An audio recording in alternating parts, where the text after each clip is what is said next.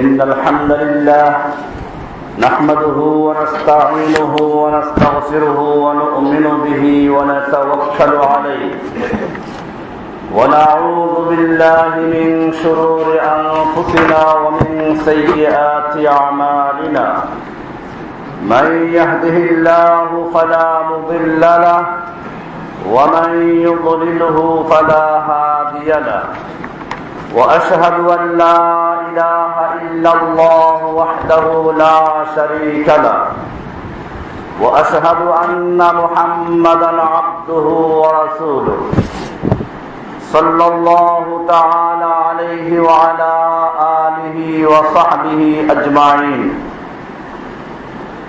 আল্লাহ সুবহানাহু ওয়া তাআলার মহান দরবারে লাখ শুকরিয়া জ্ঞাপন করছি, যিনি আমাদেরকে প্রতি জুমার ন্যায় আজকেও সালাতুল জুমা আদায় করার জন্য মারকাজুল উলুম আল ইসলামিয়া মাদ্রাসা ও মসজিদে আসার তৌফিক এনায়েত করেছেন। এজন্য বলি আলহামদুলিল্লাহ।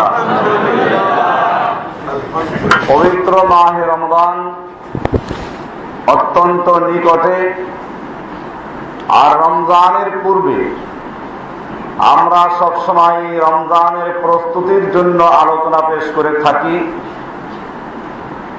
কারণ যে কোনো ইবাদত ততক্ষণ পর্যন্ত আল্লাহ সুবহানাহু ওয়া তাআলার কাছে গ্রহণযোগ্য হবে না যতক্ষণ পর্যন্ত তিনটা শর্ত পূরণ না করা হবে। ইবাদত দুনিয়ার সব মানুষই করে। ইহুদি ইবাদত করে, খ্রিস্টান ইবাদত করে, হিন্দু ইবাদত করে, এমনকি গত রাতে যারা মাজার পূজা করলো তারাও ইবাদত করেছে। এই ইবাদত আল্লাহ সুবহানাহু ওয়া তাআলা কবুল করবেন কিনা, এমনি ভাবে রমজান এলেও মানুষ রোজা রাখে। অবশ্য রোজা কোনো ইসলামের পরিভাষা না। ইসলামের পরিভাষা হচ্ছে সওম। সওম মানে হচ্ছে বিরত থাকা, আর রোজার মানে হচ্ছে উপবাস থাকা। হয়তো এ জাতি উপবাস করে, হিন্দুরা উপবাস করে, মুসলমানেরা উপবাস করে, সারাদিন না খেয়ে থাকে, উপবাস হতে পারে, কিন্তু আল্লাহ রাব্বুল আলামিন কর্তৃক ফরজকৃত সাওম যেটাকে বলা হয়েছে এটা হয়তো আদায় হয় না। এজন্য আমাদের যাতে করে সওম, সালাত, হজ, যাকাত আমরা যতগুলো ইবাদত করব সবগুলো যেন আল্লাহর কাছে গ্রহণযোগ্য হয়, সেজন্যই এই প্রস্তুতিমূলক আলোচনা। ইবাদত মক্কার কুফাররাও করত, শুধু ইবাদত করত তা না। হাদিস থেকে জানা যায় মক্কার কাফেরেরা যখন বাইতুল্লাহ তওয়াফ করত, উলঙ্গ হয়ে তওয়াফ করত, তারা মনে করত যে কাপড় চোপড় হারাম পয়সার গ্রহণ করা হয়েছে, এই হারাম উপার্জনের পোশাক নিয়ে আমি বাইতুল্লাহ তওয়াফ করবো না। হালাল পোশাক যেহেতু নাই, হারামের চেয়ে উলঙ্গ হয়ে ইবাদত করা ভালো। এমনি ভাবে আপনি দেখবেন এই বাইতুল্লাহ তওয়াফ করত, এরপরে হজও করত। আপনারা হজের কিতাবগুলো দেখবেন, মিশকাতে হাদিসটা আছে। মক্কার কুফারেরা হজ করতে গিয়ে বলতো লাব্বাইক আল্লাহুম্মা লাব্বাইক, আমরা যেটা বলি এটাই। শেষে গিয়ে বলতো ইল্লা শারীকান হুয়া লাক তামলিকু ওয়া মা মালাক, বাকি অংশ সবই ঠিক আছে। এইজন্য যখন আল্লাহর রাসূল সাল্লাল্লাহু আলাইহি ওয়াসাল্লাম তাদের এই তালবিয়া লাব্বাইক শুনতেন, তখন বলতেন লাব্বাইক আল্লাহুম্মা লাব্বাইক লাব্বাইক লা শারীকা লাকা লাব্বাইক ইন্নাল হামদা ওয়ান নি'মাতা লাকা ওয়াল মুলক। এই পর্যন্ত পড়ার পরে আল্লাহ রাসূল বলতেন কাত কাত, মানে থামো, বস থামো। আর সামনে বলো না এ পর্যন্ত ঠিক আছে। ওরা বলতো লা শারীকা লাকা ইল্লা শারীকা, আপনার কোনো শরীক নাই, তবে শরীক আছে তামলিকুহু ওয়া মা মালাক, যে শরীকগুলো আপনারই অধীনে এবং আপনি তাদের মালিক, তবে তারা আপনার কাছে সুপারিশকারী। এজন্য আমরা আজকের আলোচনায় আসবো ইনশাআল্লাহ, কেন মানুষ সুপারিশকারী ধরে, কেন মানুষ পীর ধরে, রহস্যগুলো কোথায়। আজকের আলোচনা ইনশাআল্লাহ এগুলো ক্লিয়ার হবে। ইবাদত কবুল হওয়ার জন্য তিনটা শর্ত। কারণ শর্ত এক নাম্বার শর্ত হচ্ছে ঈমান, দুই নাম্বার শর্ত হল ইখলাস, তিন নাম্বার শর্ত ইত্তেবাউস সুন্নাহ। প্রথম শর্ত যদি পূরণ না করে সে যত ইবাদত করুক না কেন আল্লাহ সুবহানাহু ওয়া তাআলার কাছে গ্রহণযোগ্য হবে না। প্রথম শর্ত ঈমান। আল্লাহ সুবহানাহু ওয়া তাআলা কোরআনের সূরা নাহলের ৯৭ নম্বর আয়াতে ইরশাদ করেছেন, মান আমিলা সালিহাম মিন যাকারিন আও উনসা ওয়া হুয়া মুমিন, যে ব্যক্তি মুমিন অবস্থায় নেক আমল করবে, চাই সে পুরুষ হোক চাই নারী হোক, ফালানুহইয়ান্নাহু হায়াতান তাইয়্যিবা, আমি তাকে পবিত্র জীবন দান করব, ওয়ালানাজজিয়ান্নাহুম আজরাহুম বিআহসানি মা কানু ইয়ামালুন, এবং তারা যা আমল করে তার তুলনায় আমি তাদেরকে অনেক বেশি উত্তম বিনিময় দান করব। কিন্তু শর্ত হচ্ছে হুয়া মুমিন। এমনি ভাবে কোরআনে আল্লাহ সুবহানাহু ওয়া তাআলা আর এক আয়াতে শর্ত আরোপ করেছেন, ওয়ালা তাহিনু ওয়ালা তাহজানু ওয়া আনতুমুল আ'লাউনা, ওহে বিশ্ব মুসলিম জাতি, তোমাদের চিন্তার কোনো কারণ নেই, তোমাদের ভয়ের কোনো কারণ নেই, ওয়ালা তাহজানু ওয়া আনতুমুল আ'লাউনা, তোমরাই থাকবে উচ্চাসনে, তোমরাই থাকবে বিজয়ী। শর্ত একটাই, ইন কুনতুম মুমিনিন, যদি মুমিন হতে পারো। কোরআনের সূরা মায়দার ৫ নম্বর আয়াতে আল্লাহ তাআলা বলছেন, ওয়া মান ইয়াকফুর বিল ঈমান ফাকাদ হাবিতা আমালুহু, যে ব্যক্তি ঈমানের ক্ষেত্রে কুফরি করে, ঈমান নাই, কাফের, আল্লাহ সুবহানাহু ওয়া তাআলা বলছেন ফাকাদ হাবিতা আমালুহু, তার যত নেক আমল থাকুক না কেন সবগুলো হাত হয়ে যাবে, বরবাদ হয়ে যাবে, ধ্বংস হয়ে যাবে। সে যত বড় পীরের মুরিদ হোক, যত বড় নেক আমল করুক, রাস্তাঘাট করলো, হাসপাতাল করলো, যা করলো, যা কিছুই করুক না কেন, আল্লাহ বলছেন ফাকাদ হাবিতা আমালুহু, তার সমস্ত আমল বরবাদ হয়ে যাবে। ওয়াহুয়া ফিল আখিরাতি মিনাল খাসিরিন, সে আখিরাতে ক্ষতিগ্রস্ত হয়ে যাবে। আমরা এটার উপরে বিস্তারিত আলোচনা আগে করেছি। এর জ্বলন্ত প্রমাণ আবু তালেব। ঈমানবিহীন যদি একটা লোক জান্নাতি হতে পারত, সেই লোকটা হয়তো আবু তালেব হতে পারত। আল্লাহর রাসূল সাল্লাল্লাহু আলাইহি ওয়াসাল্লামের আপন চাচা আলী রাদিয়াল্লাহু তাআলা আনহুর পিতা, যিনি সব সময় আল্লাহর রাসূলের পক্ষে ছিলেন, যখন মক্কার কাফেরেরা আল্লাহর নবীকে হত্যা করার জন্য চক্রান্ত শুরু করলো, নির্যাতন শুরু করলো, আবু তালেব তখন তার বংশের লোকদেরকে একাত্র করে বলেছিল, মুহাম্মদ আমাদের বংশের লোক কে আছো তার হেফাজত করবে।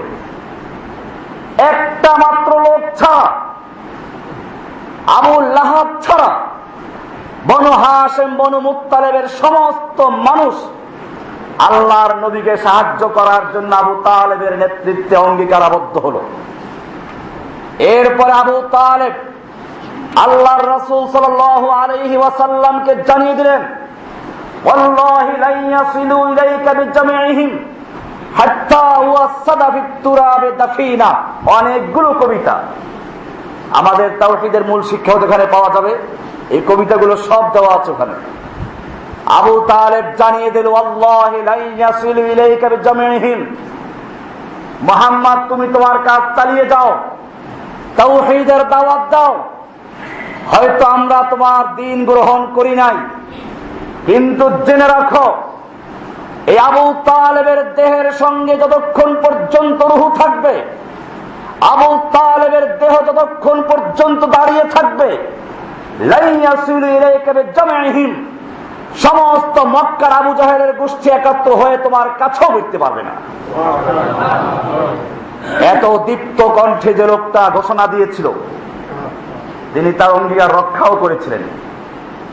এমনকি মৃত্যু যখন হচ্ছে, তখন আল্লাহর নবী আবু তালেবের মাথার কাছে গিয়ে বললেন, চাচা, সারা জীবন তুমি নেক আমল করেছ, আমাকে সাহায্য করেছ, তুমি খালি বলো লা ইলাহা ইল্লাল্লাহ আশফা লাকা, আমি তোমার জন্য সুপারিশ করতে পারবো। কারণ লা ইলাহা ইল্লাল্লাহ হচ্ছে জান্নাতের চাবি, লা ইলাহা ইল্লাল্লাহ হচ্ছে ঈমানের চাবি। এটা যদি কোনো ব্যক্তি গ্রহণ না করে, তাহলে সে ব্যক্তি জান্নাতে প্রবেশ করতে পারবে না, তার জন্য সুপারিশ করতেও পারবো না। আবু তালেব রাজিও হয়ে গিয়েছিল। মক্কার লিডারেরা তার সামনে হাজির, তুমি কি বাপ দাদার ধর্ম ত্যাগ করবে?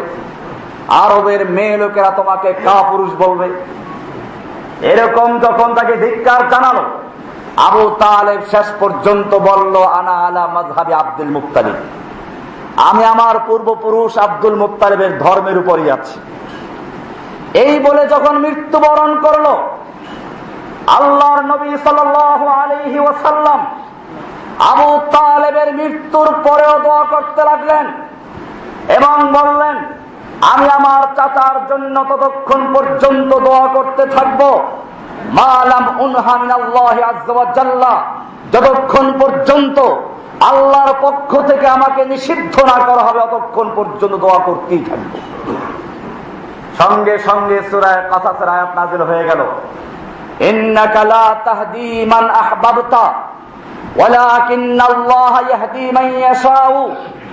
হে নবী, আপনি যাকে পছন্দ করবেন, আপনি যাকে ইচ্ছে করবেন, তাকে হেদায়েত দান করবেন, এই ক্ষমতা আপনাকে দেওয়া হয় নাই। আপনি হেদায়েত দেওয়ার মালিক নন, হেদায়েত দেওয়ার ঠিকাদারি আপনাকে দেওয়া হয় না। আপনার কাজ হচ্ছে মানুষকে পথ প্রদর্শন করা, মানুষকে সহি রাস্তা বাতলে দেওয়া। আর হেদায়েত দেওয়ার মালিক হচ্ছে ওয়ালাকিন্নাল্লাহা ইয়াহদি মান ইয়াশা।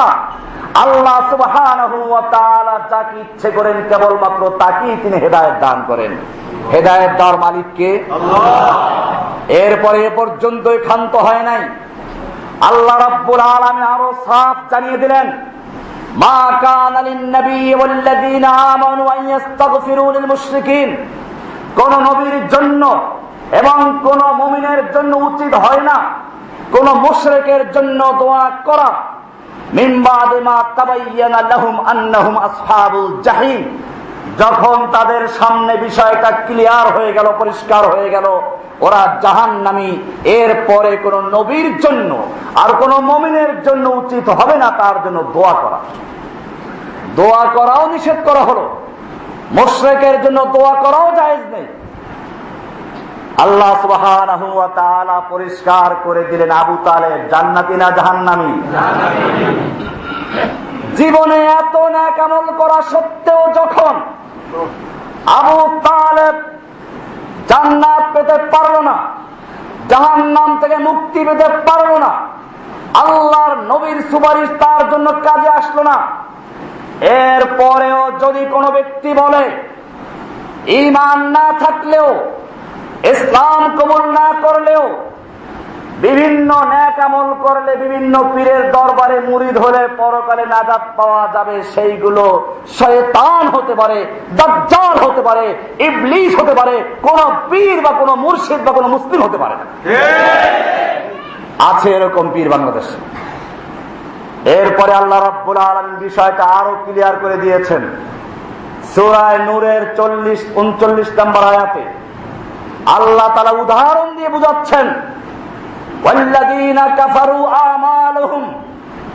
আল্লাহ তাআলা বলছেন, যারা কাফের এরা অনেক সময় বড় বড় নেক আমল করে, হাসপাতাল দেয়, রাস্তাঘাট করে, মসজিদ করে দেয়, অনেক মসজিদেও সাহায্য করে কুফাররা।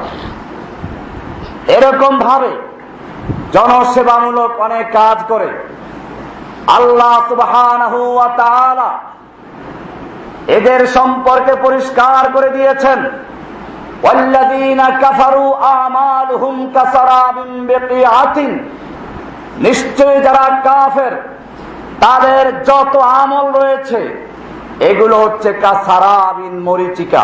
সারাব বলা হয় মরুভূমিতে দূরের থেকে তাকালে মনে হয় পানি থই থই করছে, অথবা পিচ ঢালা রাস্তায় তাকালে দূরের থেকে মনে হয় পানি থই থই করছে। আরবিতে এটাকে বলে সারাবুন। আল্লাহ তাআলা বলছেন ওয়াল্লাযীনা কাফারু, যারা কাফের তাদের যতগুলো নেক আমল রয়েছে সবগুলো সারাবুন, মরিচিকা। ইয়াহসাবুহু যামআনু মাআ, যেটাকে তৃষ্ণার্ত লোকেরা দূরের থেকে পানি মনে করে দৌড় দেয় পানি পান করার জন্য। হাত্তা ইযা জাআহু, যখন দৌড়ে সেখানে যায় আরো ক্লান্ত হলো, তৃষ্ণার্ত হলো, কিন্তু সেখানে গিয়ে কোনো পানি পেল না। আল্লাহ সুবহানাহু ওয়া তাআলা বলছেন এরকম ভাবে যারা ইসলাম কবুল করা না করেও নেক আমল করে আর মনে করে পরকালে মুক্তি পাবে, তারাও যখন হাসরের ময়দানে যাবে কিছুই পাবে না। আল্লাহ তাআলা বলছেন লাম ইয়াজিদহু শাইআ ওয়া ওয়াজাদাল্লাহা ইনদাহু, সেখানে পাবে আল্লাহ সুবহানাহু ওয়া তাআলাকে, ফাওয়াফাহু হিসাবাহু, তিনি তার সব হিসাবগুলো চুকিয়ে দিবেন। আল্লাহু সারিউল হিসাব, আল্লাহ খুব দ্রুত হিসাব নেওয়ার মালিক। এরপরে আল্লাহ তাআলা আরো একটা উদাহরণ দিয়েছেন, আমি এটা বিস্তারিত আলোচনা করছি না, এক নাম্বার বিষয় ক্লিয়ার হয়ে গেল।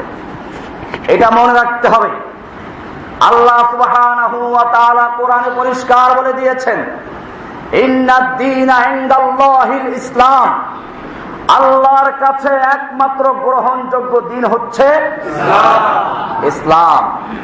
কোরআনের আরেক আয়াত আল্লাহ বলছেন আমাইয়াবতাগি গায়রাল ইসলামি দীনান ফালাই ইউকবালা মিনহু, যে ব্যক্তি ইসলাম ছাড়া অন্য কোন দিন, অন্য কোন জীবন ব্যবস্থা গ্রহণ করবে, মতবাদ গ্রহণ করবে, ফালাই ইউকবালা মিনহু, তার থেকে সে কিছুই গ্রহণ করা হবে না। তার যত ইবাদত, নফল, ফরজ যা কিছু করুক না কেন এগুলো গৃহীত হবে না। ওয়াহুয়া ফিল আখিরাতি মিনাল খাসিরিন, সে আখিরাতে অবশ্যই ক্ষতিগ্রস্ত এবং ধ্বংসশীল হয়ে যাবে।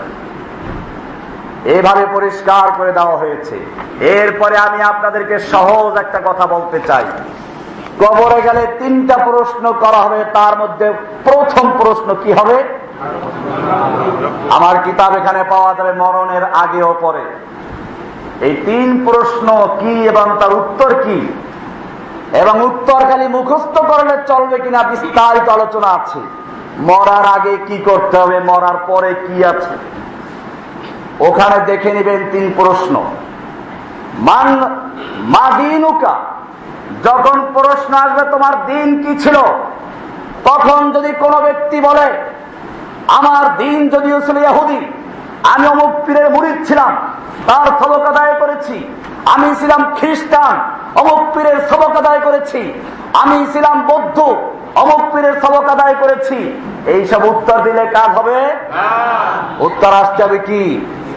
দ্বীন আল ইসলাম। এই উত্তর যদি না আসে তাহলে ফেরেশতারা তাকে আর ছাড়বে না। বোঝা গেল কবরে গেলে যখন প্রশ্ন আসবে দ্বীন আল ইসলাম, আমার দিন হচ্ছে ইসলাম, ইসলামকে পরিষ্কার না করে যারা এখন বিভিন্ন ধর্ম, ইহুদি, খ্রিস্টান, হিন্দু, বৌদ্ধ, আরো কত ধর্ম, এরপরে আবার ইসলাম গ্রহণ করার পরে কিছু ধর্ম আছে, গণতন্ত্র, সমাজতন্ত্র, রাজতন্ত্র, এইসব মানব রচিত তন্ত্র মন্ত্রে যারা বিশ্বাস করে, কবরে গেলে যদি জিজ্ঞেস করে আমি গণতন্ত্রে ছিলাম, আমি ধর্ম নিরপেক্ষ ছিলাম, ফেরেশতারা তাকেও কি ছাড়বে? সুতরাং যারা দুনিয়াতে বসে আমি ধর্ম নিরপেক্ষ, আমি সেকুলার, এই সমস্ত লোকেরা মরলে পরে উত্তর দিবে কি? পরিষ্কার হতে হবে। দুই নম্বর শর্ত, ইবাদত কবুল হওয়ার জন্য ইখলাসুন নিয়ত। শুধু ইসলাম কবুল করলেই চলবে না, শুধু আল্লাহ আছেন এই কথা বললেই চলবে না। এই কথা মক্কার আবু জাহেল বিশ্বাস করত, এই কথা মক্কার আবু লাহাব বিশ্বাস করত। কোরআন স্পষ্ট ভাবে জানিয়ে দিয়েছে, ওয়ালাইন সাআলতাহুম মান খালাকাহুম লায়াকুলুন্নাল্লাহ।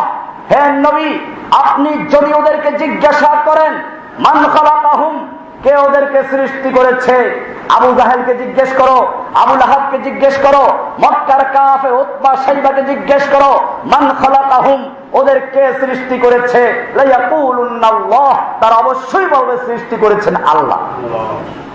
তারা আল্লাহ বিশ্বাস করত, তারা বাইতুল্লাহ তওয়াফ করত। পার্থক্য কোন জায়গায়?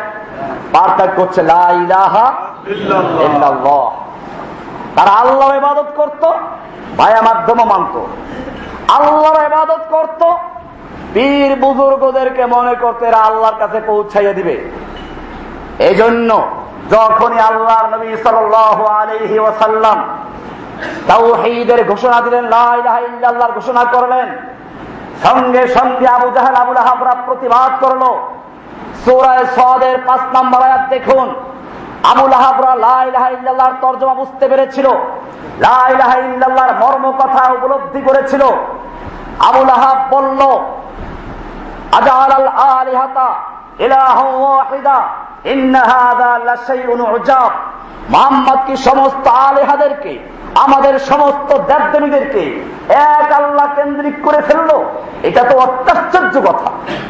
বোঝা গেল লা ইলাহার তরজমা আবু লাহাব ঠিকই বুঝেছিল। লা ইলাহার মানে হচ্ছে লা ইলাহা, কোন ইলাহ নেই, সব ইলাহাকে বাতিল করা হয়েছে।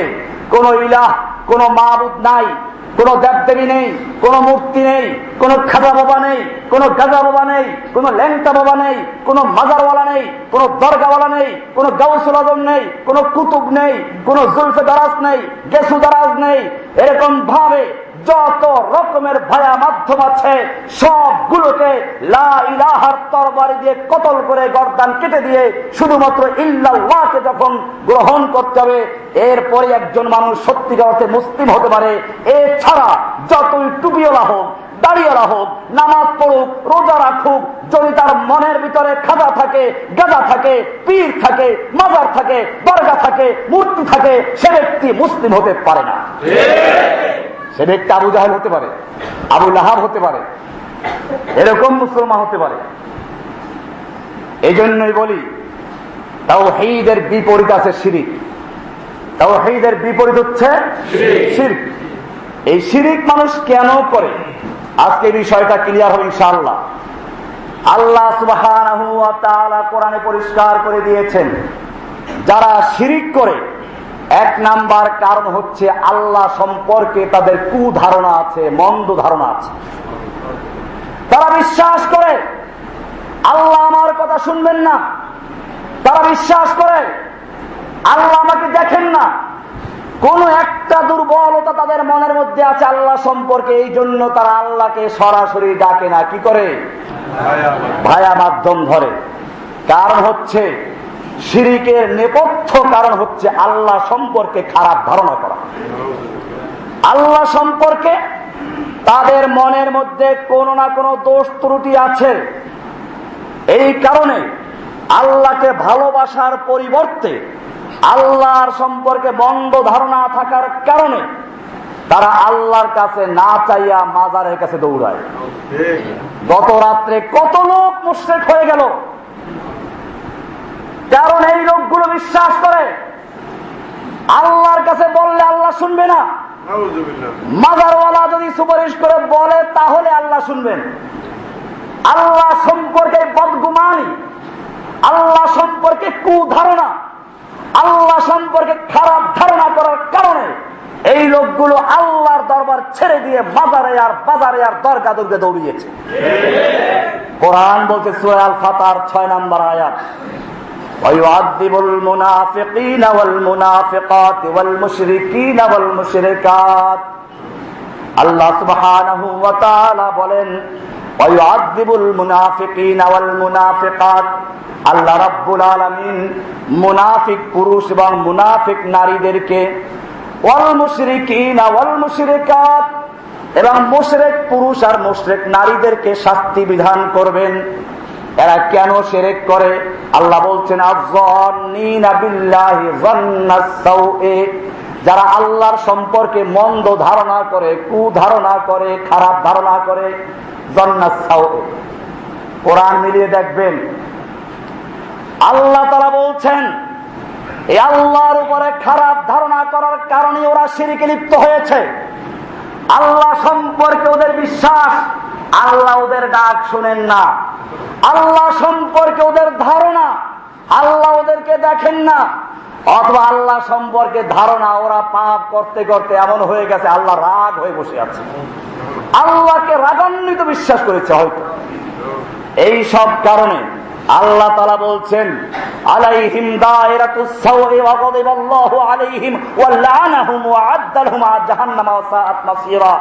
আল্লাহ তাআলা বলছেন তাদের উপরে আল্লাহ গজব দিয়েছেন, রাগ করেছেন, তাদেরকে আল্লাহ লানত করেছেন এবং তাদের জন্য আল্লাহ জাহান্নাম প্রস্তুত করে রেখেছেন এবং তাদের সেই জাহান্নাম কতই না খারাপ প্রত্যাবর্তন স্থল।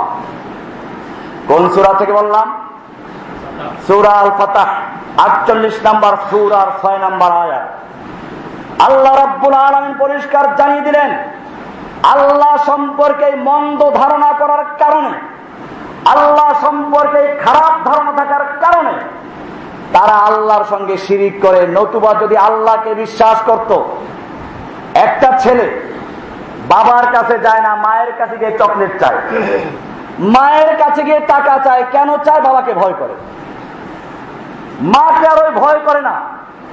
বোঝা গেল মায়ের সম্পর্কে তার যতটুকু সুধারণা, বাবার সম্পর্কে এতটুকু সুধারণা না থাকার কারণেই বাবাকে বাদ দিয়ে মায়ের কাছে চায়। এইটা যদি পরিষ্কার হয়ে যায় তাহলে মনে রাখতে হবে এই পীরের মুরিদেরা, এই মূর্তির মুরিদেরা, খাজা বাবার মুরিদেরা নিজেদের পীরকে, মুরিদকে মায়ের মতো ভালোবাসে আর আল্লাহকে বাপের মতো ভালোবাসে। এই কারণে তারা আল্লাহর কাছে চায় না, চায় কার কাছে? হেদায়েত চায় পীরের কাছে।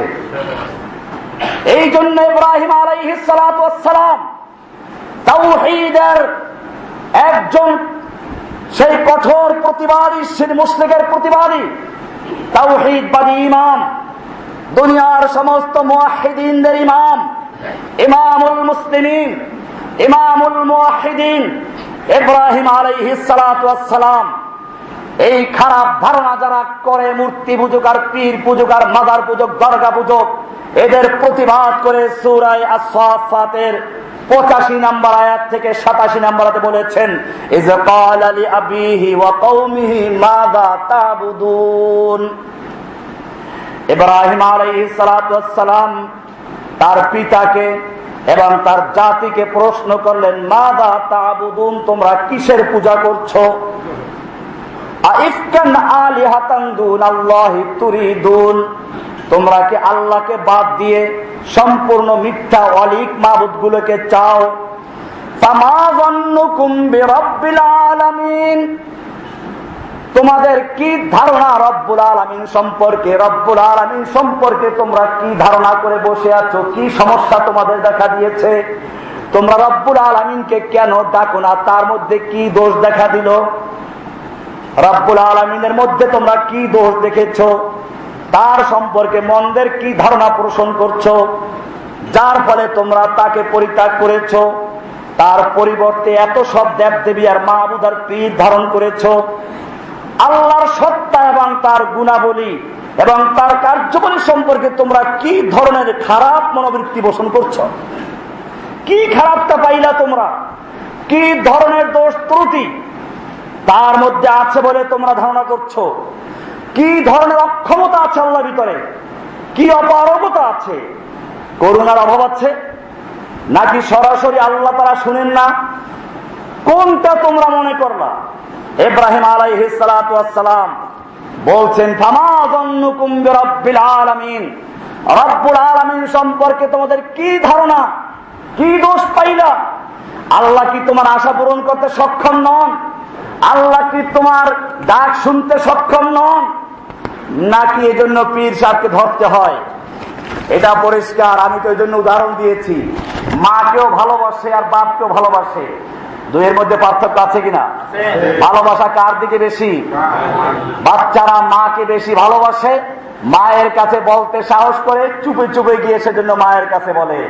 ঠিক তেমনি ভাবে যত পীরের মুরিদ আছে, মাজারের পূজারী আছে, দরগা পূজারী আছে, এই সবগুলো আল্লাহকে বাপের স্থানে আর বাজারওয়ালা দরগাওয়ালাকে মায়ের স্থানে মায়ের মতো তাকে বেশি ভালোবাসে।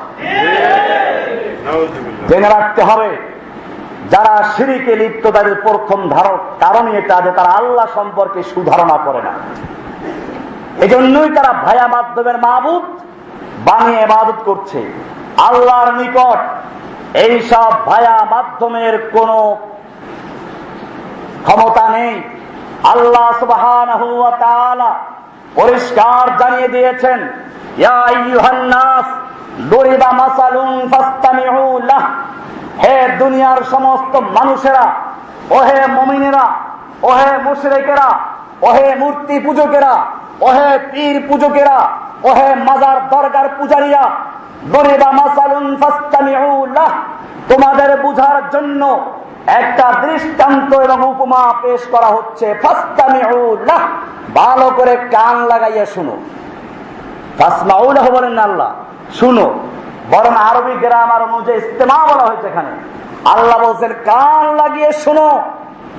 ইন্নাল্লাযীনা তাদউনা মিন দুনিল্লাহি, জেনে রাখো তোমরা আল্লাহর পরিবর্তে যাদেরকে ডাকছো, যাদের ইবাদত করছো, মাজারে দৌড়চ্ছ, টাকা পয়সা দিচ্ছ, পীরের দরবারে যাচ্ছ, পীরকে টাকা দিচ্ছ, মূর্তিকে সিজদা করছো, তোমরা আল্লাহকে বাদ দিয়ে যত কিছুর দরবারে ঘোরাঘুরি করছো, ডাকাডাকি করছো, আল্লাহ তাআলা বলছেন লা ইয়াখলুকু যুবাবান ওয়া লা ইজতামাউ লাহ, ওরা সব যদি সম্মিলিত ভাবে চেষ্টা করে, ঐক্যবদ্ধ ভাবে চেষ্টা করে, সব মিলে একটা মাছিও তৈরি করতে পারবে না। একটা মাছিও তৈরি করতে পারবে না। এরপরে ওদের ক্ষমতা আরো দেখো। আল্লাহ তাআলা বলছেন ওয়াইয়াসলুবহুমুজ যুবাবু শাইআন, মাছি তৈরি করা তো দূরের কথা, কোন মাছি যদি ওদের সামনের থেকে কোনো খাবারের অংশ ছিনতাই করে নিয়ে যায়, লা ইস্তানকিজুহু, তাহলে এই মাছির থেকে তার খাবারের অংশটা কেড়ে রাখতে সক্ষম না। আল্লাহ তাআলা কি সুন্দর উদাহরণ দিয়ে বলছেন, দাউফাত তালিবু ওয়াল মাতলুব, যে ওদের কাছে প্রার্থনা করে আর তার কাছে করে কি না দুর্বল। এরপরে আল্লাহ বলছেন মা কাদারুল্লাহ হাক্কা কাদারিহি, এরা এসব কেন করছে? আসল বিষয়টা হচ্ছে তারা আল্লাহকে যথাযথ মূল্যায়ন করতে পারে নাই, আল্লাহকে ওরা চিনতে পারে নাই, আল্লাহর মর্যাদা ওরা বুঝতে পারে নাই। সেই কারণেই তারা ভায়া ধরে, মাধ্যম ধরে, পীর ধরে, মাজার ধরে, খাজা ধরে, দরগা ধরে, দুর্গা ধরে। সূরা হজের 73 এবং 74 নম্বর আয়াত পরিষ্কার আল্লাহ বললেন, এই আয়াতে পরিষ্কার হয়ে গেল, যারা সম্মিলিত শক্তি দিয়ে একটা মাছি পর্যন্ত সৃষ্টি করতে সক্ষম নয়, মাছি তাদের কিছু ছিনিয়ে নিলে তা উদ্ধার করতে সক্ষম নয়, তারা তোমাদের জন্য কি কল্যাণ সৃষ্টি করতে পারবে? অথবা তোমাদের জন্য সর্বশক্তিমান আল্লাহর কাছ থেকে নিজ ক্ষমতা বলে কি বা উদ্ধার করে আনতে পারবে? মাছির কাছে যারা পরাজিত, মাছির কাছে যারা ভিক্ষুক, মহাশক্তিধর মহাপরাক্রমশালী আল্লাহর কাছে তারা কিভাবে বিজয় হতে পারবে? আল্লাহর কাছে থেকে কিছু উদ্ধার করা, মাছির থেকে কিছু উদ্ধার করতে পারে না, আল্লাহর থেকে উদ্ধার করবে কেমনে? অথচ দেখবেন পীরদের বইতে লেখা আছে আল্লাহর দরবার থেকে রুহু ছিনাইয়া নিয়ে চলে আসছে। আরে মাছি, আল্লাহ বলেন মাছির থেকেও ওয়াইয়াসলুবহুমুজ যুবাবু শাইআন, ওই মাছি যদি ওদের থেকে কিছু ছিনতাই করে নিয়ে যায়, লা ইস্তানকিজুহু, ওটা উদ্ধার করতে পারে না। আর ওরা মাছির থেকে উদ্ধার করতে পারে না, মহাশক্তিশালী মহাপরাক্রমশালী আল্লাহর দরবার থেকে রুহু ছিনাই নিয়ে চলে আসে। এর নাম আর চরমনাই পীর। বেদে মারেফাতে পরিষ্কার রেখে দিয়েছে, এক লোকের ছেলে মারা গেছে, আল্লাহর আন্দাজ নাই, এই লোকটার একটা ছেলে ছিল তাও নিয়ে গেল, ছিল একটা নাতি তাও নিয়ে গেল, সেই জন্য মাওলা পাকের দরবার থেকে রুহুটা জোরপূর্বক ছিনিয়ে নিয়ে এসেছে। আল্লাহ বলেন মাসিদ থেকেও ছিনিয়ে আনতে পারে না, আল্লাহ থেকে ছিনিয়ে নিয়ে আসে। কি মারাত্মক শিরক! আল্লাহ রাব্বুল আলামিন সেজন্য নিজের শক্তির পরিচয় দিয়েছেন। পাগলামি করো না, আল্লাহর সাথে বেয়াদবি করো না। আল্লাহ তাআলা কাউকে অধিকার দেয় নাই, আল্লাহর আন্দাজ নেই কথা বলার জন্য। আল্লাহ পরিষ্কার করে বলে দিয়েছেন, আল্লাহ তাআলা সবগুলো আন্দাজ মতো করেন, আল্লাহ কোন কাজ বেআন্দাজে করেন না। ওয়াকুল্লা শাইইন ফাআলনাহু বিকদর, ওয়াকুল্লা শাইইন ফাআলনাহু বিকদর। আল্লাহ বলেন সব কাজগুলো আমি পরিমিত ভাবে আন্দাজ মতো করি। আল্লাহ বললেন সব কাজ করি আন্দাজ মতো, আর পীর বলল আন্দাজ নাই আল্লাহ। আল্লাহর বিরুদ্ধে অভিযোগ করে দিল। আল্লাহ তাআলা এর জন্য বলছেন ওয়া রাহমাতি ওয়াসিআত কুল্লা শাই, আমার রহমত সব জিনিসকে পরিবেষ্টন করে আছে। ভাইয়েরা আমার, আল্লাহ রাব্বুল আলামিন এর জন্য পরিষ্কার জানিয়ে দিলেন আল্লাহ সবকিছু দেখেন, সবকিছু শুনেন, সবকে হেদায়েত দিতে পারেন, সহযোগিতা করতে পারেন। আল্লাহ তাআলা এর জন্য কোরআনের সূরা বাকারার 186 নম্বর আয়াতে বলছেন ওয়াইদা সালাকা ইবাদি আন্নী ফাইন্নী করিব। হে নবী, আপনাকে যদি লোকেরা আমার সম্পর্কে জিজ্ঞেস করে আপনি জানিয়ে দিন ফাইন্নী করিব, আমি খুব কাছেই আছি, আমি পীরদের মতো দূরে না। পীর বলল আল্লাহ তাআলা সরাসরি শুনেন না ভায়া মাধ্যম ছাড়া। আল্লাহ বললেন আমি কাছে ডাইরেক্ট শুনি। আমরা কি পীরেরটা শুনবো না আল্লাহটা শুনবো? পড়ুন কোরআনে কারিমে সূরা বাকারা 186 নম্বর আয়াত। আল্লাহ পরিষ্কার বলে দিয়েছেন উজিবু দাওয়াতাদ দাঈ ইযা দাআনি। যখনই আমাকে ডাক দেয় বান্দা, আমাকে যখনই দোয়া করে আমাকে ডাক দেয়, আমি সঙ্গে সঙ্গে তার ডাকে সাড়া দেই। এজন্য কোনো ভাইয়া দরকার নেই, কোনো মাধ্যম দরকার নেই, কোনো পীর দরকার নেই, কোনো দরগায় যাওয়া দরকার নেই, কোনো মাজারে যাওয়া দরকার নেই, কোনো মূর্তির কাছে নয়, সরাসরি তোমরা আল্লাহকে ডাক দাও। আল্লাহ রাব্বুল আলামিন এজন্য যারা আল্লাহকে সরাসরি না ডেকে ভাইয়া মাধ্যমে ডাকে, শিরিক করে, এদের প্রতিবাদ করে আল্লাহ তাআলা সূরা ফুসসিলাতের 41 নম্বর সূরার 23 নম্বর আয়াতে বলছেন ওয়াযালিকুম যান্নুকুমুল্লাযী যানানতুম বিরাব্বিকুম আরদাকুম। তোমরা তোমাদের রব সম্পর্কে যেই খারাপ ধারণা করে বসে আছো, আল্লাহ তাআলা ডাইরেক্ট শুনেন না, আল্লাহ আমাকে শুনবেন না, মাফ করবেন না, এইরকম যে খারাপ ধারণা করে আল্লাহ সম্পর্কে বসে আছো, এই খারাপ ধারণাই তোমাদেরকে ধ্বংস করেছে। ফাসবাহতুম মিনাল খাসিরিন। আজকে সেজন্য তোমরা সব জায়গায় মার খাচ্ছ, ধ্বংস হয়ে যাচ্ছ।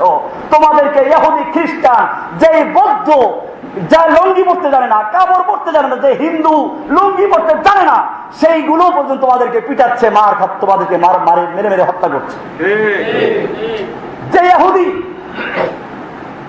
মাত্র 70 লাখ ইহুদি, ওদের পালাবার জায়গা খুঁজে পাওয়ার কথা না।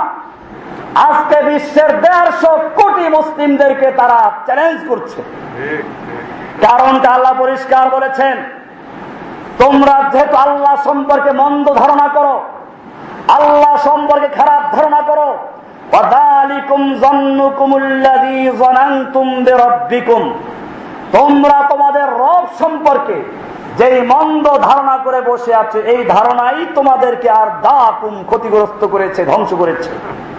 ফাসবাহতুম মিনাল খাসিরিন, তোমরা ক্ষতিগ্রস্ত হয়ে গেছো।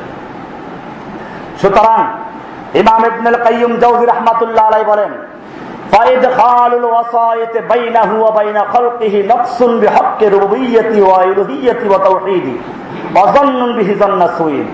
যে ব্যক্তি আল্লাহর মধ্যে এবং বান্দার মধ্যে, আমার মধ্যে আর আল্লাহর মধ্যে ভায়া সাব্যস্ত করলো, পীর হোক, মাজার হোক, মূর্তি হোক, যে ব্যক্তি ভায়া সাব্যস্ত করলো, সে ব্যক্তি আল্লাহ সম্পর্কে, আল্লাহর উলুহিয়ত সম্পর্কে, আল্লাহর রুবুবিয়ত সম্পর্কে, আল্লাহর তাওহীদ সম্পর্কে তার খারাপ ধারণা আছে বলেই সে মাধ্যম সৃষ্টি করেছে, মাধ্যম তৈরি করেছে।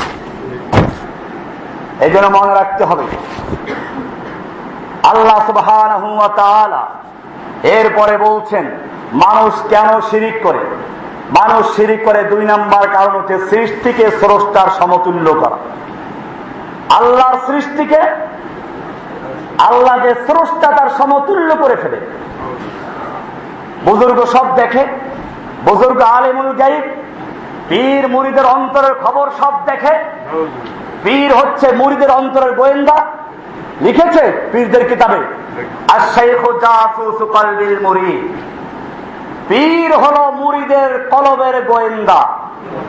ইয়াদখুলু ওয়া ইয়াখরুজু, পীর মুরিদের কলবের মধ্যে ঢুকে আর বের হয়, ঢুকে আর বের হয়, ঢুকে আর বের হয়। ওয়ালা ইয়াত্তালিউ আলাইহিল মুরিদ, মুরিদে কিছুই টের পায় না। এই সমস্ত আকীদা বয়ান করে আল্লাহ তাআলা প্রতিবাদ করে বলছেন সূরা শূরা 42 নম্বর সূরার 11 নম্বর আল্লাহ বলছেন, লাইসা কামিসলিহি শাইউন, আল্লাহর সমতুল্য কোনো কিছু নেই। ওহুয়াস সামিউল বাসীর, তিনি সব শুনেন এবং সব দেখেন। তোমার মনের খবর পর্যন্ত সব দেখেন। আটলান্টিক মহাসাগরের তলদেশে একটা কালো পিঁপড়া যদি গভীর রাজনীতে অমাবস্যার রাতে হাঁটে, আল্লাহ তাআলা ওই পিপিলিকার পা পর্যন্ত দেখেন এবং তার পায়ের আওয়াজ পর্যন্ত শুনেন। ওহুয়াস সামিউল বাসীর, তিনি সব কিছু দেখেন এবং শুনেন। এই যখন আল্লাহর বৈশিষ্ট্য, তাহলে তুমি কেন সে আল্লাহকে বাদ দিয়ে ভায়া মাধ্যম তালাশ করছো? ভাইরা আমার, এরপরে যে বিষয়টি আমি ক্লিয়ার করতে চাই, আল্লাহ সুবহানাহু ওয়া তাআলা পরিষ্কার জানিয়ে দিয়েছেন যারা শিরিক করে তাদের আরেকটি মূল কারণ হচ্ছে তারা আল্লাহকে যথার্থ মূল্যায়ন করতে পারে না, আল্লাহকে চিনতে পারে না। কোরআনে আল্লাহ তাআলা বলছেন, মা কাদারুল্লাহ হাক্কা কাদরিহি। সূরা জুমার এর 67 নম্বর আয়াত আল্লাহ বলছেন, ওমা কাদারুল্লাহ হাক্কা কাদরিহি, আল্লাহকে ওরা যথাযথ মূল্যায়ন করতে পারে নাই। যে কারণেই তারা আল্লাহর দরবারকে ছেড়ে দিয়ে মানুষের দরবারে ঘোরাঘুরি করে, দৌড়দৌড়ি করে। এবারে ইবাদতের জন্য প্রথম নাম্বার শর্ত ছিল ঈমান কবুল হওয়ার জন্য। ঈমানবিহীন কোন ইবাদত গ্রহণযোগ্য হবে না, এটার উপর আলোচনা হয়েছে। 2 নাম্বার শর্ত ছিল ইখলাস, তাওহীদ ভিত্তিক ঈমান। ঈমান হলেই চলবে না, সেই ঈমানটা হতে হবে তাওহীদ ভিত্তিক। আর 3 নাম্বার হলো সেই ইবাদতটা হতে হবে ইত্তেবায়ে সুন্নাহ, রাসূলের তরিকা অনুযায়ী। কার তরিকায়? রাসূলের তরিকা বাদ দিয়ে যদি অন্য কারো তরিকায় করে, কোন পীরের তরিকায়, সে যেই হোক না কেন, চিশতিয়ার তরিকা, কাদেরিয়ার তরিকা, নকশবন্দিয়ার তরিকা, মুজাদ্দিদিয়ার তরিকা, তুমি যত বড় পীরের তরিকায় করো না কেন, আল্লাহর রাসূলের তরিকা বাদ দিয়ে যদি কোনো ব্যক্তি ইবাদত করে, সে ইবাদত গ্রহণযোগ্য হবে না। পীরদের তরিকায় জিকির আছে, নাক দিয়ে ফুসফুস করা। জিকির করে কি দিয়ে? হ্যাঁ, নাক দিয়ে জিকির করে। জিকির মানে কি এটাও মনে রাখতে হবে। নবী রাসূলদেরকে আল্লাহ তাআলা বলছেন মুযাক্কির, জিকির করনেওয়ালা। জিকির মানে হচ্ছে স্মরণ করা। জিকির মানে কি? এই জন্য পবিত্র কোরআনে আল্লাহ তাআলা কোরআনের নাম দিয়েছেন যিকরা। কি দিয়েছেন? ইন্না নাহনু নাযালনা যিকরা ওয়া ইন্না লাহু লাহাফিজুন। আমি কোরআনকে নাযিল করেছি, যিকরা নাযিল করেছি। ওয়া ইন্না লাহু লাহাফিজুন, আমি এই যিকরা মানে কোরআনকে আমি হেফাজত করব।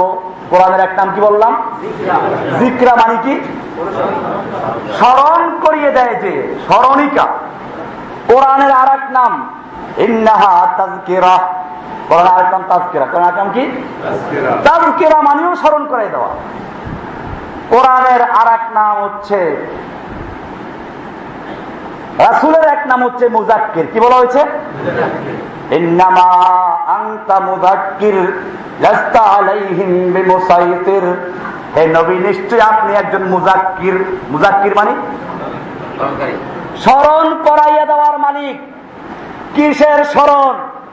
এই জিনিসটা আজকে ভালো করে বুঝুন। স্মরণ কাকে বলে? আপনি একটা জিনিস আগে চিনা আছে, জানা আছে বা শোনা আছে, ভুলে গেছেন, একজনে বলল, আরে মনে নাই ওই যে আমরা কাজটা করেছিলাম? আরে আপনার মনে নাই ওই যে আমরা এক ক্লাসে পড়াশোনা করেছি অমুক স্কুলে? হ্যাঁ হ্যাঁ ঠিক আছে, মনে পড়েছে। এই যে স্মরণ করাইয়া দিলেন নাম জিকিরের নাম কি? তাহলে জিকির কেন? রাসূল কেমনে মুজাক্কির হলেন জিকির? কোরআন কি করে মুজাক্কির হলো? এই জিনিসটা খুবই গুরুত্বপূর্ণ বিষয়। আল্লাহর রাসূল সাল্লাল্লাহু আলাইহি ওয়াসাল্লাম বলেছেন, কুল্লু মাউলুদিন ইউলাদু আলাল ফিতরাত ফাআবাওয়াহু ইউহাফিদানিহি ওয়া ইউনাসসিরানিহি ওয়া ইউমাজ্জিসানিহি। আল্লাহর রাসূল সাল্লাল্লাহু আলাইহি ওয়াসাল্লাম বলছেন, প্রতিটি শিশু চাই ইহুদির ঘরে হোক, খ্রিস্টানের ঘরে হোক, হিন্দুর ঘরে হোক, পীরের ঘরে হোক, প্রত্যেকটা শিশু জন্মগ্রহণ করে আলাল ফিতরাত, ফিতরাতের উপরে, ইসলামের উপরে। সম্পূর্ণভাবে তার মনটা একটা খালি মেমোরির মতো থাকে। একটা মেমোরি নতুন কিনে আনলেন, কিছুই নাই, কিন্তু সে যে কোনো জিনিস গ্রহণ করার ক্ষমতা রাখে। এটাকে বলে ফিতরাত। আল্লাহ সুবহানাহু ওয়া তাআলা প্রতিটি শিশুকে ইসলাম গ্রহণ করার যোগ্যতা দিয়ে এবং সম্পূর্ণভাবে শিরক মুক্ত, বেদাত মুক্ত করে সৃষ্টি করে। এটা নাম হচ্ছে কি? এরপরে বলছেন, ফাওয়াবাওয়াহু ইউহাফিদানিহি আও ইউনাসসিরানিহি আও ইউমাজ্জিসানিহি। অতঃপর তার পিতা মাতা, তার পরিবেশ, তার সমাজ, তার পীর, তার খাজা বাবা, তার গাজা বাবা, তার নেতা নেত্রী, এগুলো কি করে? ফাওয়াবাওয়াহু ইউহাফিদানিহি, তার পিতা মাতা তাকে ইহুদি বানিয়ে দেয়, আও ইউনাসসিরানিহি, অথবা নাসারা খ্রিস্টান বানিয়ে দেয়, আও ইউমাজ্জিসানিহি, অথবা তাকে মজুসি বানিয়ে দেয়, অগ্নি পূজক বানায়, মূর্তি পূজক বানায়। কচি বাচ্চা স্কুলে গেল পড়াশোনা করার জন্য। স্কুলে যাওয়ার পরে বাচ্চাকে শেখানো হলো মূর্তির সামনে গিয়ে নগ্ন পায়ে হাঁটতে হবে, এরপরে নীরবতা পালন করতে মূর্তির গলায় ফুল দিতে হবে। বানাইলো কে? শিক্ষক। মূর্তি পূজক বানিয়ে দিল। আল্লাহ রাসূল সাল্লাল্লাহু আলাইহি ওয়াসাল্লাম একটা উদাহরণ দিয়ে বলছেন, কামা তুনতিজুল বাহিমাতু বাহিমাতান জামা। একটা পশু, একটা নবজাতক শিশু প্রসব করলো, শিশুটা একেবারে সুস্থ, একটা কান কাটা নাই, নাক কাটা, হাত পা কাটা নাই। আল্লাহর রাসূল সাল্লাল্লাহু আলাইহি ওয়াসাল্লাম বলেন, জামা, সব অঙ্গ প্রত্যঙ্গ সবগুলো ঠিক আছে। হাল তুহিসুনা ফিহা মিন জাদা, তুমি কি কোনো কান কাটা ছাগল বা গরু দেখেছো?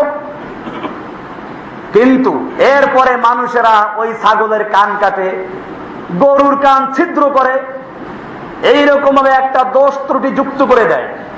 আল্লাহর রাসূল সাল্লাল্লাহু আলাইহি ওয়াসাল্লাম বলছেন, ঠিক এরকম ভাবে প্রত্যেকটা শিশু, প্রত্যেকটা মানুষ এরকম একেবারে সালিমুত্তাবা, খালিউজ্জেহন, পিওর ঈমান গ্রহণ করার যোগ্যতা নিয়ে দুনিয়াতে আসে।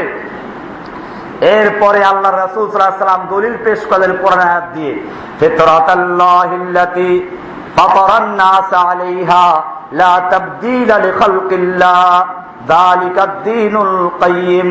সূরা রুম 30 নম্বর সূরার 30 নম্বর আয়াত। আল্লাহ রাব্বুল আলামিন বলেন, ফিতরাতাল্লাহ, এটাই হচ্ছে আল্লাহর ফিতরাত, আল্লাহর প্রকৃতি, মানে একাত্মবাদী দিনের উপরে প্রতিষ্ঠা করা, একাত্মবাদী দিনের উপরে সৃষ্টি করা। এটাই হচ্ছে আল্লাহর কি? আল্লাহর ফিতরাত, আল্লাহর স্বভাব, আল্লাহর প্রকৃতি। আল্লাহ এভাবে সৃষ্টি করেন সবাইকে। এরপরে কি করে? আল্লাহ তাআলা বলছেন, লা তাবদীলা লিখালকিল্লাহ, আল্লাহর সৃষ্টির মধ্যে কোনো পরিবর্তন নেই। যালিকাদ-দীনুল কাইয়্যিম, এটাই হচ্ছে সরল দিন।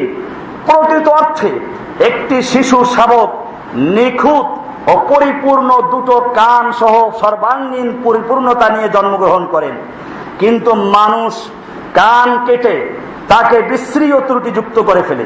যেভাবে একটি মানব শিশু আল্লাহর পরিচয়, আল্লাহর ভালোবাসা ও একাত্মবাদী চেতনা নিয়ে জন্মগ্রহণ করার পর পিতা মাতা, পীর ফকির তাকে বিভ্রান্ত করে, এরপর তাকে শিরকে লিপ্ত করায়, অংশীদারিত্বে লিপ্ত বানায়, অগ্নি পূজায় লিপ্ত করায়, এরপরে সেই পশু শাবকের মতো কান কাটে, নাক কাটে, পীরের তাবিজ লাগায়, ধাগা লাগায়।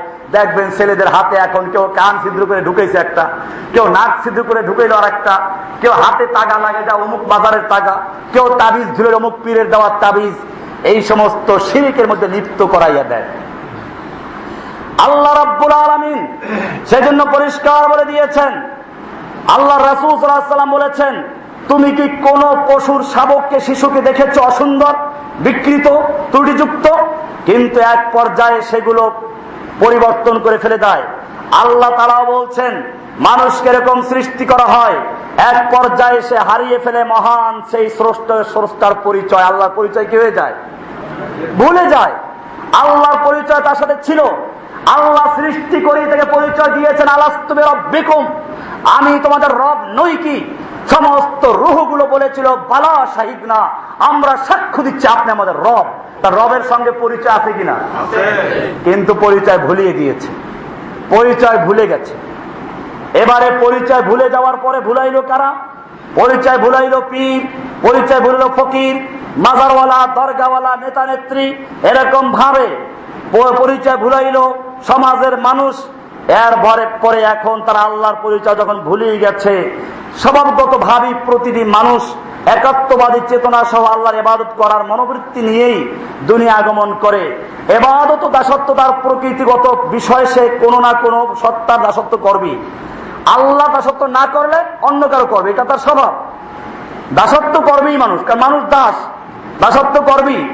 এই জন্য এক মাবুদের পরিচয় হারিয়ে ফেললে শত সহস্র কৃত্রিম অসত্য মাবুদের ইবাদত করে সে তার প্রকৃতিগত দাসত্ব প্রবৃত্তির উপশম করে প্রয়াস পায়। মানে তাকে যে আল্লাহ সৃষ্টি করেছে দাসত্ব করার জন্য, আল্লাহ দাসত্ব করবে, এটা যখন সে হারাই ফেললো, আল্লাহর পরিচয় ভুলে গেল, এখন তো তাকে দাসত্ব করতে হবে। কারণ সেই দাসত্ব করে কার? এখন আল্লাহর পরিবর্তে দাসত্ব করে পীরের, দাসত্ব করে মাজারের, দাসত্ব করে শয়তানের, দাসত্ব করে মূর্তির, দাসত্ব করে কোন নেতা নেত্রী। এটা পরিষ্কার। সে নিজ হাতেই বানিয়ে নেয় নিজের মাবুদ। মূর্তি দেখে না বানায় কেমন? নিজেরা বানায়, নিজেরা চুবায়, নিজেরা ভাঙ্গে।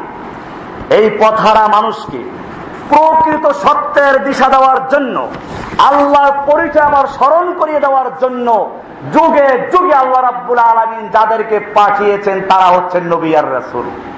এই জন্য নবী রাসূলদেরকে বলা হয় মুযাক্কির, স্মরণ করনেওয়ালা, স্মরণ করাইয়া দেয়। কোরআনকে বলা হয়েছে তাযকিরা, স্মরণ করিয়ে দাতা।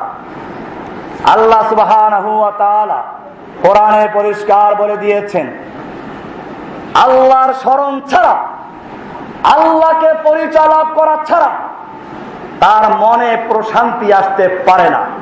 সূরা রদ 13 নম্বর সূরার 28 নম্বর আয়াতে আল্লাহ সুবহানাহু ওয়া তাআলা বলছেন, আলা বিযিকরিল্লাহি তাতমাইন্নুল কুলুব, জেনে রাখো আল্লাহর জিকির তথা আল্লাহর স্মরণের মধ্যেই অন্তর প্রশান্ত লাভ করে, প্রশস্তি হয়, প্রশান্ত লাভ করে।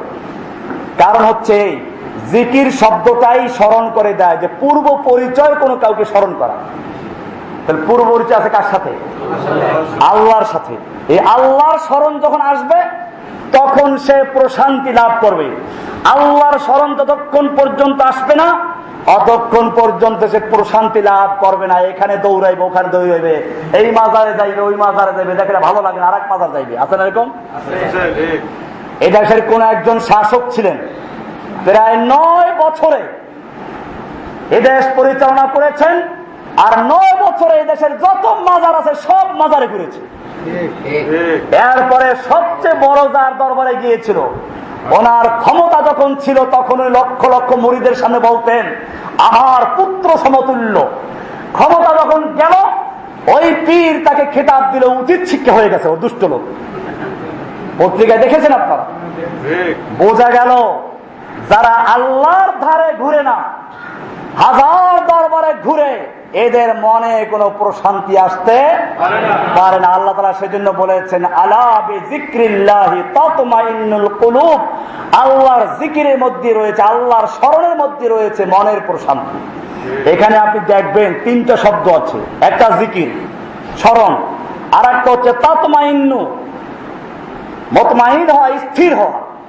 আর কুলুব মানে হচ্ছে বিভিন্ন জায়গায় যে ঘুরে, ঘুরতে ঘুরতে এক পাশ পাল্টায়, এর নাম কলব। মানুষের যে দিল, অন্তর, এটা আরবিতে বলে কি? কলব। কলব অর্থ কি? পার্শ্ব পরিবর্তন করা, এক পাশে এবার যায়, এক পাশে পাল্টায়। এই পার্শ্ব পরিবর্তন করতেই থাকবে যতক্ষণ পর্যন্ত তার ওই প্রথম যে রবের সঙ্গে পরিচয় হয়েছিল, ওই রবের পরিচয় যতক্ষণ পর্যন্ত না পাবে অতক্ষণ পর্যন্ত পার্শ্ব পরিবর্তনকারী কলব পার্শ্ব পরিবর্তন করতে থাকবে। এই জন্য আল্লাহ বলছেন, আলা বিযিকরিল্লাহি তাতমাইন্নুল কুলুব, আল্লাহর জিকিরের মধ্যে রয়েছে মনের প্রশান্তি। এই পার্শ্ব পরিবর্তনকারী মন, এই মনের স্থিরতা আসবে আল্লাহর পরিচয়ের মাধ্যমে, আল্লাহর স্মরণ আসবে। এই জন্য আল্লাহ তাআলা এই পৃথিবী, পাহাড় পর্বত, সুন্দর উদ্ভিদ জগৎ এবং এই সব কিছুকে জিকির বা স্মরণিকা হিসেবে সৃষ্টি করেছেন। এইগুলো রবের পরিচয় স্মরণ করিয়ে দেয়। এই সবই হৃদয়ের কাছে পূর্ব পরিচিত দয়াময় স্রষ্টাকে স্মরণ করিয়ে দেয়। আল্লাহর সৃষ্টি মহাবিশ্ব এবং এই বিশ্বের অতি ক্ষুদ্র কণিকা থেকে শুরু করে সুবিশাল গ্যালাক্সি সবই এক স্রষ্টা ও এক শিল্পীর অস্তিত্বের সাক্ষ্য ও সুস্পষ্ট প্রমাণ করে দেয়। কিন্তু সেই স্রষ্টা কে? কি তার নাম? কি বা তার পরিচয়? তিনি কি একক সত্তা? এসব তো আর আকাশ বাতাস সৃষ্টি মাটি এগুলো বলতে পারে না। এইগুলো জানাইয়ে দেওয়ার জন্যই আল্লাহ রাব্বুল আলামিন যুগে যুগে নবী এবং রাসূল পাঠিয়েছেন, আর তার সঙ্গে স্মরণিকা দিয়েছেন কিতাব, সুমাসমানি কিতাব। এই জন্য আল্লাহ রাসূল সাল্লাল্লাহু আলাইহি ওয়াসাল্লাম বলেছেন, হাদিসটা আছে বুখারীর 6497, মুসলিমের 384 নম্বর হাদিস। আল্লাহ রাসূল সাল্লাল্লাহু আলাইহি ওয়াসাল্লাম বলছেন, ইন্নাল আমানাতা নাযালাত ফি জাযরি কুলুবির রিজাল সুম্মা আলিমু মিনাল কুরআন সুম্মা আলিমু মিনাস সুন্নাহ। আল্লাহ রাসূল সাল্লাল্লাহু আলাইহি ওয়াসাল্লাম বলেন, আল্লাহ তাআলা তার পরিচয় এবং তার ভালোবাসা এবং তার প্রতি ঈমান এটা মানুষের মর্ম মূলে নাযিল করে দিয়েছেন, অন্তরে নাযিল করে দিয়েছেন। মানুষের অন্তরের মধ্যে আল্লাহর পরিচয়, আল্লাহর ভালোবাসা, আল্লাহর তাওহীদ দিয়ে সৃষ্টি করেছেন। এরপর এটা ভুলে গেছে। এই ভুলে যাওয়ার কারণে তাকে স্মরণিকা দিয়ে দিল সবকিছু সৃষ্টি। কিন্তু এই স্মরণিকায় কাজ হয় না। এই স্মরণিকার পরে আর একটা স্মরণিকা আল্লাহ রাসূল সাল্লাল্লাহু আলাইহি ওয়াসাল্লাম বলছেন, সুম্মা আলিমু মিনাল কুরআন। এরপরে তাদের মনের সেই যে ভালোবাসা, ঈমান, তাওহীদ, এটাকে তারা জানতে পেরেছে কোরআন থেকে। সুম্মা আলিম মিনাস সুন্নাহ, এরপরে জানতে পেরেছে কিসের থেকে? রাসূলের সুন্নাহ থেকে। এজন্য এটা পরিষ্কার। ইমাম ইবনুল কাইয়িম জাওযী রাহমাতুল্লাহি আলাইহি, ইমাম ইবনে তাইমিয়া রাহমাতুল্লাহি আলাইহি তার প্রসিদ্ধ কিতাব কিতাবুত তাওহীদ ইবনে তাইমিয়া সেখানে বলেছেন যে চিরন্তন সত্যটি মানুষ দলিল প্রমাণ দিয়ে জানতে চায়, তার সম্পর্কে হৃদয়ে পূর্ব অনুভূতি ও পরিচয় থাকার ফলেই সে তাকে অথবা তার কিছু অবস্থা জানতে দলিল অন্বেষণ করে। আগে পরিচয় আছে বলি ওটাকে জানার জন্য দলিল চায়, কোরআন হাদিস তালাশ করে। আর যেটার আগে কোনো পরিচয় নাই ওটাকে জানতেও চায় না। কিন্তু হৃদয়ে যাকে পূর্ব থেকে অনুভব করতে পারে না তাকে জানার স্পৃহা কিছুতেই তার মধ্যে সৃষ্টি হয় না। এজন্য মহান স্রষ্টা, মহান শিল্পী আল্লাহর সাথে মানব হৃদয়ের গভীর পরিচিত মহাকালের অতীত কোন ক্ষণে তাদের থেকে নেওয়া সেই আলাস্তু বিরাব্বিকুম, আমি তোমাদের রব নই কি, এই পরিচয় আছে বলেই মানুষ আবার কোরআন হাদিস থেকে সহিহ জিনিস জানতে পারে। আর যদি পরিচয় না থাকে তাহলে সে জানার চেষ্টাও করবে না। আমরা জানি মায়ের কোলে থেকে শিশু তার মাকে ভালো করে চিনে, মাকে বারবার দেখে, মায়ের পরিচয় তার অন্তরে বসে গেছে। এরপরে যদি মা তাকে আড়াল থেকে ডাক দেয়, মাকে চিনতে পারে কিনা? মায়ের আওয়াজ ঠিক পায় কিনা? ঠিক পায়, কারণ মাকে সে চিনে নিয়েছে। আমার ভাইয়েরা, একটি শিশু যেরকম ভাবে জন্ম হওয়ার পরে কয়েকদিনের মধ্যে তার মাকে চিনে নেয়, মায়ের আওয়াজ থেকে চিনে নেয়, এরপরে আড়াল থেকেও তার মায়ের ডাক শুনলে চিনতে পারে এটা আমার মা। ঠিক তেমনি ভাবে যারা আল্লাহ সুবহানাহু ওয়া তাআলাকে পূর্বে চিনেছিল, এরপরে আবার কোরআন এবং হাদিস থেকে সে আল্লাহর ডাক শুনতে পায়, তারা সত্যিকারে আল্লাহকে চিনতে পারে। আর যারা কোরআন এবং হাদিসের থেকে আল্লাহর ডাক শুনতে পায় না, বরং মাজারে যায়, খাজা বাবার কাছে যায়, পীরের কাছে যায়, তরিকার ডাক শুনে তারা জীবন আল্লাহকে চিনতে পারবে না।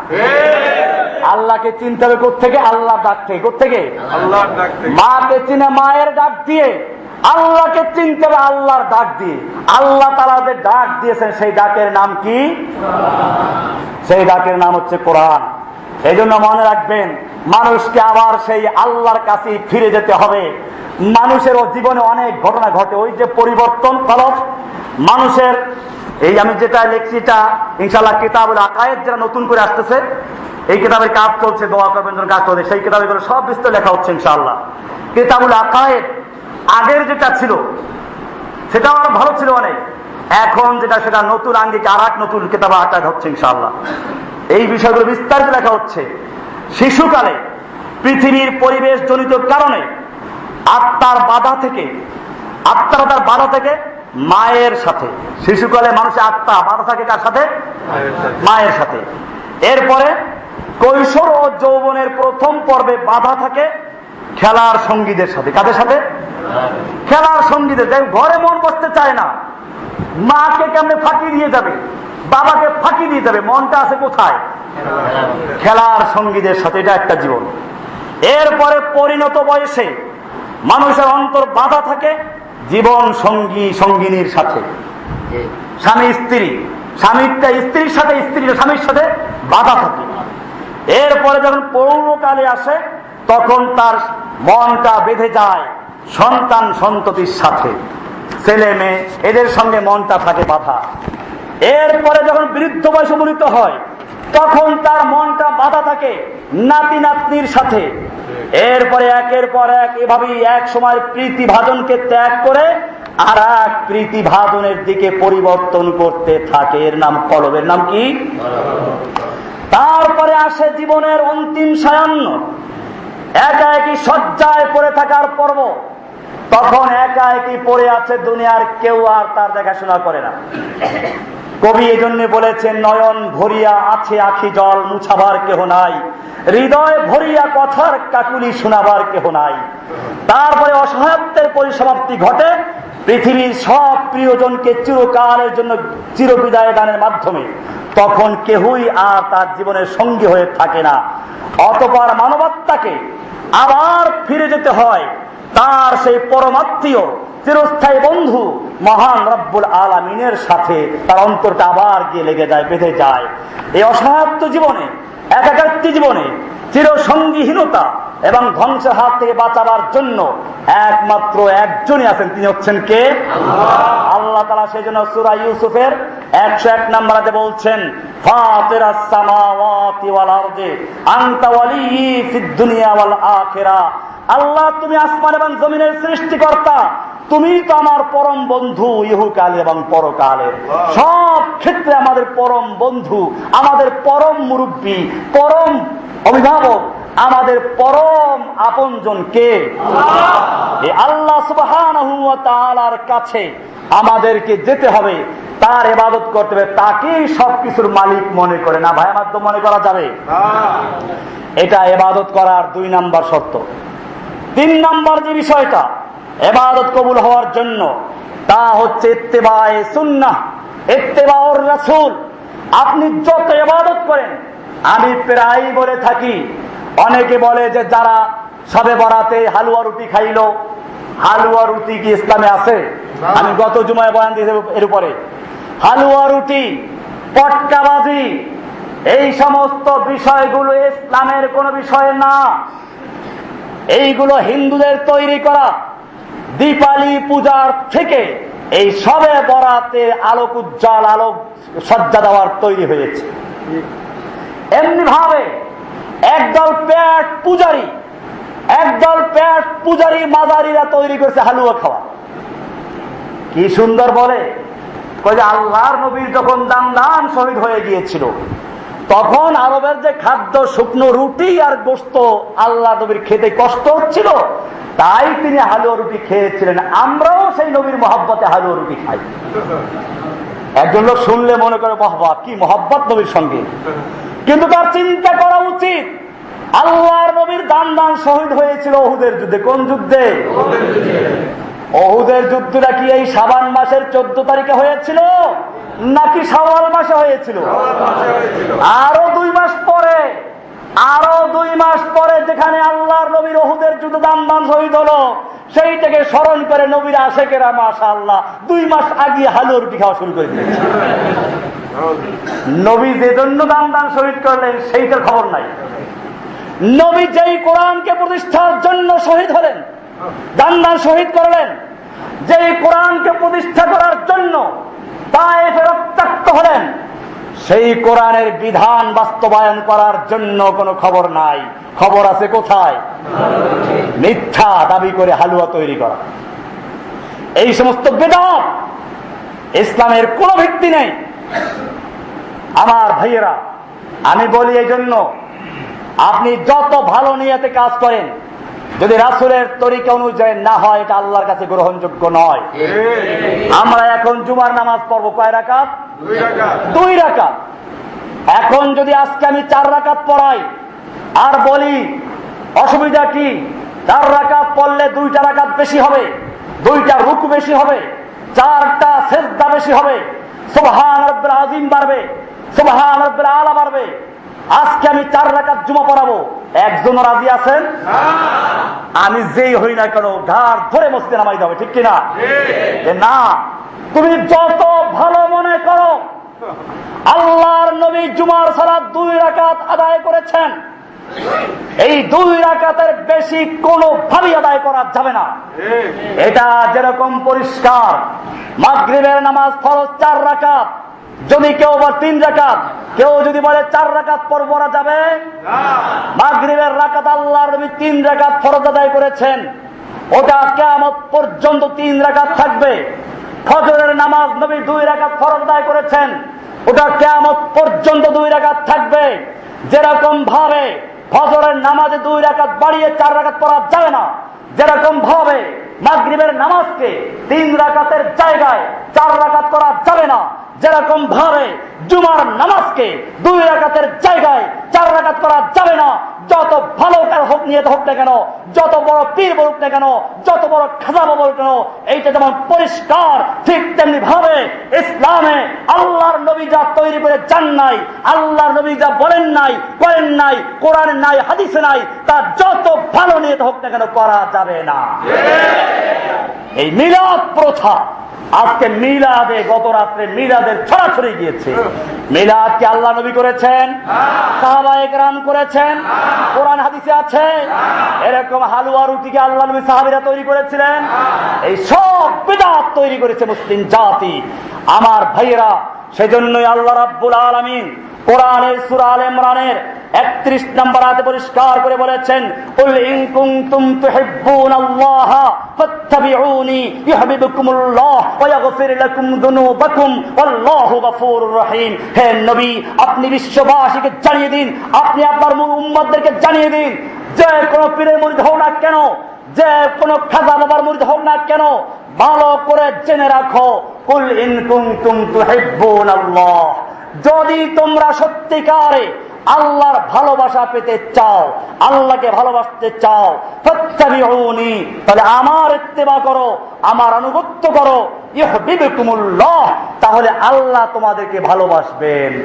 আল্লাহর নবীর ভালোবাসতে বলা বলছে ইত্তাবিউনি, আমার আনুগত্য করো। ফাত্তাবিউনি, ইত্তেবা কাকে বলে? আরবিতে গরুর বাছুরকে বলা হয় তাবিউন, তাবিআতুন।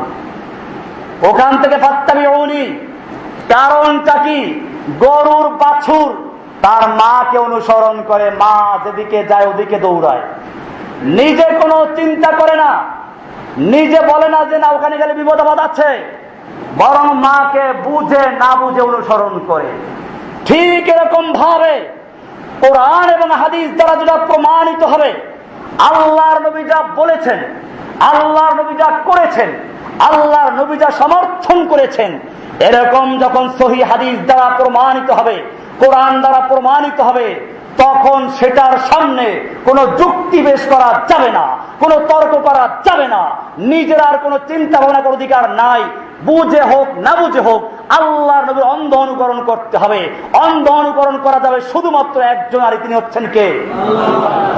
কোন পীরের অন্ধ অনুকরণ করা যাবে না, কোন ইমামের অন্ধ অনুকরণ করা যাবে না, কোন শায়েখের অন্ধ অনুকরণ করা যাবে না।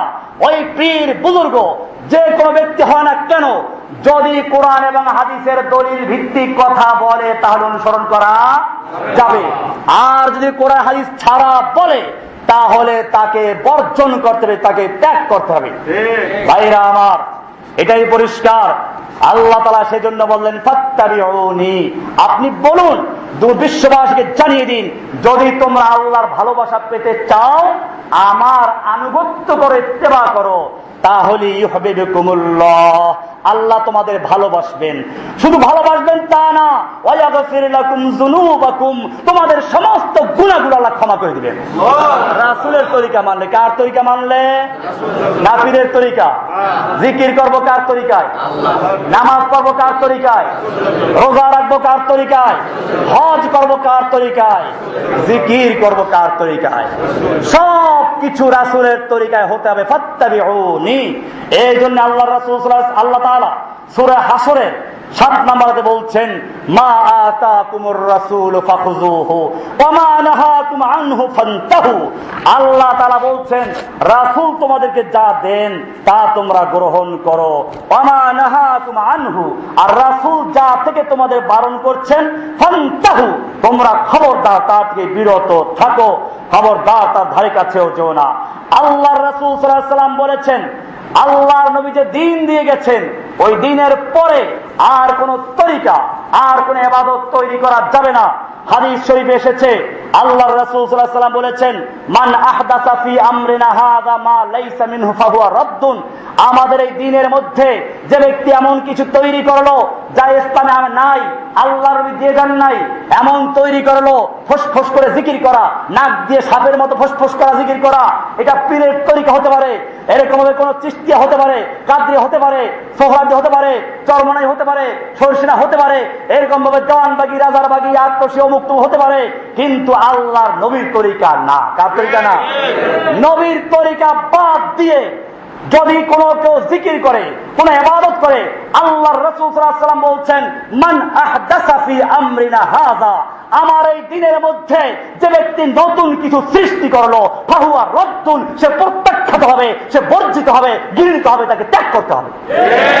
হাদিসটি আছে সহিহ বুখারীর 2697 হাদিস, মুসলিম শরীফের 4589 নম্বর হাদিস, সুনান আবু দাউদের 4607 নম্বর হাদিস, মুসনাদ আহমদের 26,329 নম্বর হাদিস। এরপরে আল্লাহর রাসূল সাল্লাল্লাহু আলাইহি ওয়াসাল্লাম বলছেন কুল্লু উম্মতি ইয়াদখুলুনাল জান্নাহ ইল্লা মান আবা। আল্লাহর রাসূল সাল্লাল্লাহু আলাইহি ওয়াসাল্লাম বলছেন আমার সমস্ত উম্মত জান্নাতে প্রবেশ করবে ইল্লা মান আবা, তবে যারা আবা, অস্বীকার করেছে তারা ছাড়া। তারা সাহাবায়ে কেরাম প্রশ্ন করলেন ক্বালু ইয়া রাসূলুল্লাহ ওয়া মান ইয়াবা, অস্বীকারী বলতে আপনি কাকে বোঝাচ্ছেন, কে অস্বীকার করলো? আল্লাহর রাসূল সাল্লাল্লাহু আলাইহি ওয়াসাল্লাম বলছেন ক্বালা মান আতাআনি দাখালাল জান্নাহ ওয়া মান আসানি ফাকাদ আবা, যেই ব্যক্তি আমার আনুগত্য করলো, আমার তরিকা চললো, সে ব্যক্তি জান্নাতে প্রবেশ করবে, আর আমার তরিকা বাদ দিয়ে অন্যান্য শর্টকাট তরিকা তৈরি করেছে যারা, তারা আবার অস্বীকার করে তারা জাহান্নামে চলে যাবে। আজকে আমি আলোচনা করেছিলাম রমজানের প্রস্তুতিমূলক আলোচনা। যেহেতু রমজান গুরুত্বপূর্ণ ইবাদত, এই মাস গুরুত্বপূর্ণ ইবাদতের মাস, এই জন্য ইবাদত কবুল হওয়ার জন্য শর্ত কয়টা? 3টা। 1 নম্বর শর্ত কি? ঈমান। 2 নম্বর শর্ত কি? ইখলাস তাওহীদ। 3 নম্বর শর্ত কি? ইত্তেবায়ে সুন্নাহ। এই 3 শর্ত পূরণ করে ইনশাআল্লাহ আমরা ইবাদত করব, আল্লাহ তাআলা কবুল করবেন। কিতাবুস সাওম আবার নতুন করে এসে গেছে, আগেরটা বোর্ড বাঁধাই ছিল না, বোর্ড বাঁধাই এসে গেছে, আপনারা নিয়ে নেবেন, বেশি বেশি প্রচার করবেন। সাওমের শিক্ষাগুলো কি আছে, সাওম কত প্রকার, কি কি কি করণীয়, কি বর্জনীয় আছে, সবিস্তারে আলোচনা, সংক্ষিপ্ত প্রশ্ন তারাকার আছে, আপনারা নেবেন। দাওয়াত দিয়ে মানুষকে গোটা এখন থেকে গোটা মাসটাকে আমরা দাওয়াতের মাস বানাবো। কিসের মাস বানাবো? যে যেখানে আছি, অফিসে আছেন, কারখানায় আছেন, এমনি ভাবে যে যেই দায়িত্বে আছেন ওখান থেকে তাওহীদের দাওয়াত দিবেন। রমজান মাসকে সামনে রেখে আমরা দাওয়াতের মাস পালন করবো ইনশাআল্লাহ। ইনশাআল্লাহ নিজে আমল করব, অন্যকে দাওয়াত দিব। আল্লাহ সুবহানাহু ওয়া তাআলা আমাদের সকলকে বিষয়গুলোকে বুঝার এবং আমল করার তৌফিক দান করুন, আমিন। ওয়া সাল্লাল্লাহু তাআলা আলা নবিয়িনা মুহাম্মদ ওয়া আলা আলিহি ওয়া সাহবিহি আজমাইন।